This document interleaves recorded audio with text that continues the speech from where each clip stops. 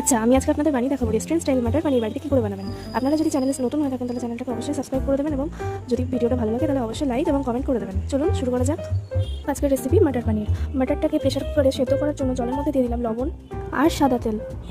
মাটার পানির বানানোর জন্য পনিরগুলোকে কিউব করে কেটে রেখেছি এবং সেটাকে ভাজবো কড়াইয়ে বাটার দিয়ে।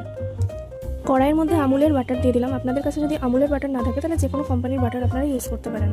পনিরগুলো লাল লাল হয়ে গেলে তখন আপনারা কড়াই থেকে পনিরগুলোকে তুলে নেবেন। এবার আমি মিক্সিতে আদাকে কেটে রেখেছিলাম, সেই আদা কুচি আর রসুন কুচি বেটে নেব। বাটা হয়ে গেছে, এবার আমি সেটাকে সাইডে রেখে দিলাম। টমেটো আর পেঁয়াজ কুচি কুচি করে কেটে রেখেছি এবং রসুন ছাড়িয়ে রেখেছি। এবার তেলের মধ্যে লবণ আর কাশ্মীরি লঙ্কার গুঁড়ো দিয়ে কুক করব যতক্ষণ না টমেটোটা গলে যাচ্ছে। এবার দেখতেই পাচ্ছেন মটরটা সুন্দরভাবে সেদ্ধ হয়ে গেছে।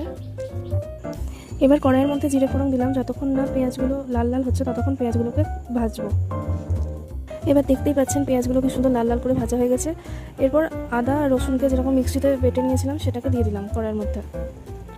এবার কুক করা টমেটোটাকে মিক্সিতে বেটে নিচ্ছি।